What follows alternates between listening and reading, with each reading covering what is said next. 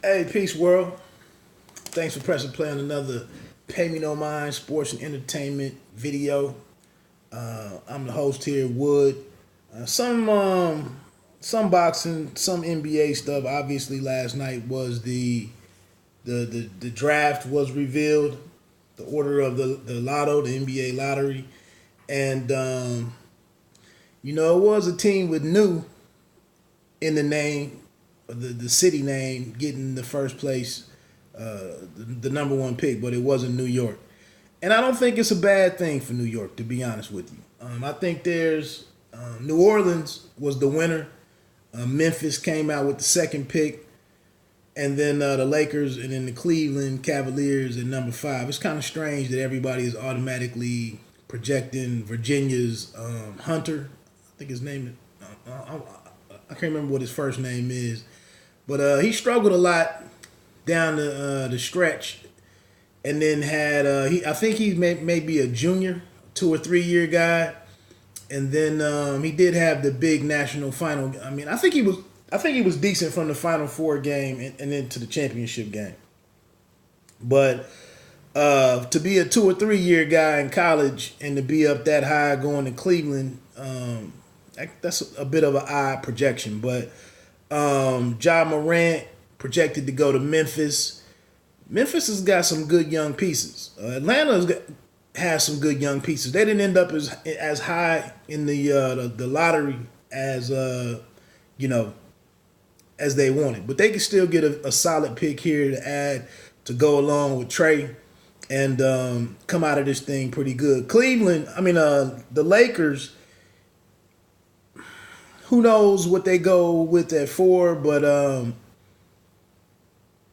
it's got to be a good feeling to have some of the uncertainty that's going on in the front office right now, but to have a high pick in a draft. I mean, most people are saying after 3 and after 4, the talent thins out. I don't know if I agree with that necessarily. It may be some guys who are a year or two away from having that impact, but I see some intriguing pieces in this draft. Obviously, New Orleans is probably going straight Zion, but the Knicks again. If it's Barrett that you end up with, it ain't a bad thing to have a nice wing player that can shoot a little bit. I know there might be some issues with his. What he have the most 30-point games by a freshman in Duke history, or something. I mean. And I wouldn't be mad if Barrett fell to me. A lefty. Like I said, I believe he's 6'7"-ish, 6'6" to 6'8" or something. Not bad. Moving on to some of this boxing. Yesterday it was announced that, and I'm sure you've seen this, but out of nowhere, Mikey Garcia, who just relinquished his title at lightweight, is somehow a fight is being put together for Mikey Garcia to face Danny Garcia, a fixture in the welterweight division over the last couple years, and looks like it's being targeted for late August. It's a good matchup. It is initially it's being put out here as a pay-per-view fight. I don't know if I like that. I wouldn't pay for it. Hopefully there's a theater option. That's probably the only way that I check it out and catch it on fight night. But the thing here that's disturbing to me, and I don't have an answer. I don't even really have a comment. For me to throw some stuff out there would be a little reckless in my opinion for me. But it's just it made me think about what the state of the situation or the state of boxing is for black fighters. That this type of matchup can come out of nowhere and they feel comfortable enough that all the things that they look at and putting this stuff together and then going the pay-per-view route, it's a little concerning that this fight can happen so easily, but it seems like some of these fighters, some of the fights the dream fights that I would have with 2 black fighters, it seems like they're impossible to make. And I just don't know if that's the fighters. I don't know if it's the promoters that are in the way. I don't know if the people delivering the fights, I don't know if they have a certain lack of confidence in how the fight will be received and supported in real ways, in terms of tickets being purchased, in terms of pay-per-views being bought, et cetera, et cetera, et cetera. All the stuff that they weigh. It just strikes me that this fight can. Who was calling for Garcia versus Garcia, Mikey versus Danny? Who was thinking about that a week and a half ago or 2 weeks ago? And again, it's like Mikey Garcia can sit here, has the ability or is afforded he's just given the leeway to go out here and create event fights, and they're working. But I don't see many black fighters who can really go out here and get some big fight done. Why can't we get a Tank? I might know the answer to this one. Why can't we get a Tank and a Gary Russell? Geographically, it seems like it makes sense. If both of the guys want to fight each other, it seems like that's 2 boxes checked. Why can't that be done? And then to come off of the heel, come off of this weekend where we had J-Rock, who was probably a little lesser known to the wider public, but just put in a easy fight of the year. And if you were paying attention to this stuff, you knew going into it. I mean, I've been over here talking about it on the podcast. I had this fight circled for it to be what it was. But again, it's so often we can't get two black fighters in there to deliver that type of matchup. Tevin Farmer and Gervonta Davis. Now I know some issues there with PBC and the zone and whatnot, but it's just troubling me. Like, why can't these fights be made, with a pair of black fighters that will seemingly put on a very good bout? I mean, Crawford and Spence, probably a bit of a separate situation there. Also on, opposite sides of the street and whatnot. But Marcus Brown and Badu Jack fought. I don't know. It's just a little troubling to me that some of the fights that I would like to see can't be made. And I just really wonder at the core what's going on. Again, with Tank Davis, maybe Mayweather, maybe that's the hurdle. This weekend, World Boxing Super Series, Josh Taylor versus Ivan Baranchyk, and then Naoya Inoue versus Emmanuel Rodriguez. Another loaded weekend in terms of counter programming. We got the fight Saturday night will be Deontay Wilder and Dominic Breazeale. And then Gary Russell, I believe, is on that undercard fighting, some Nunez or whoever. But again, the World Boxing Super Series, I think one thing that I'm excited about, the crowd will probably be a fairly good turnout and support this, because Taylor is from the Glasgow area, I believe, and that's where this card is. And then it's also a European crowd, which seems to be pretty on fire for boxing. And then in contrast with the World Boxing Super Series, and back to my comment a few minutes ago about a black fighter and the economics of black fighters. A couple weeks ago down in Louisiana with Regis Prograis. Look at that crowd. Look at the fight against Terry Flanagan. Look at that crowd.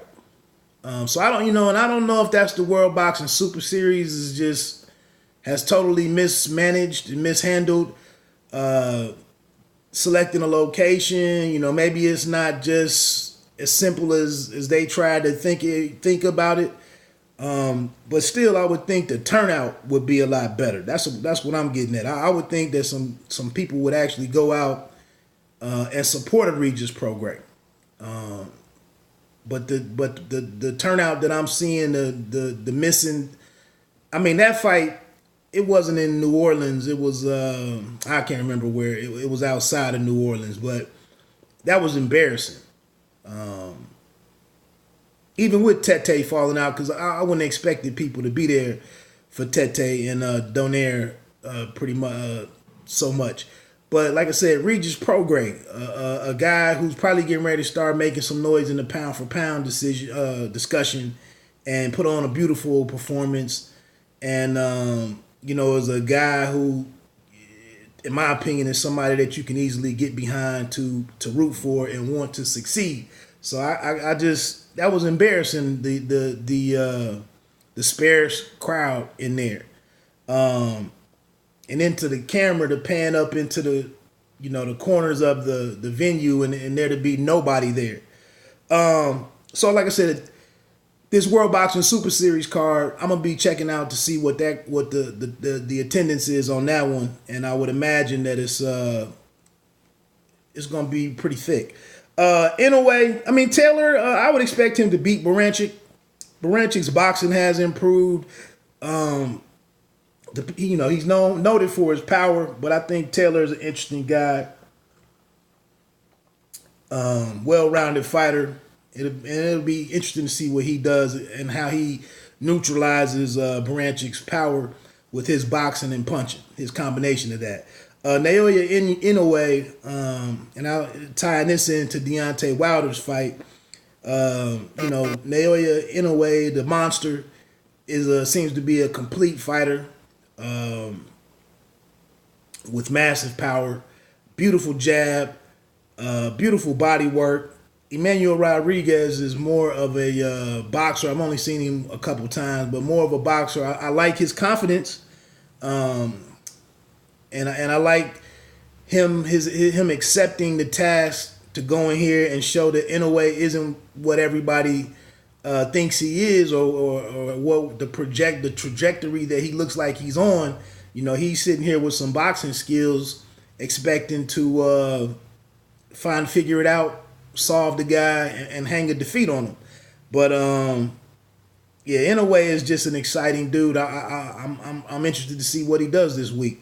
He's definitely looking like he could be he could be a box office guy.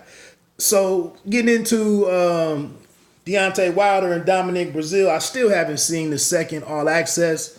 The one thing that I forgot to mention was I didn't realize Wilder's dad was a pastor or preacher, pastor.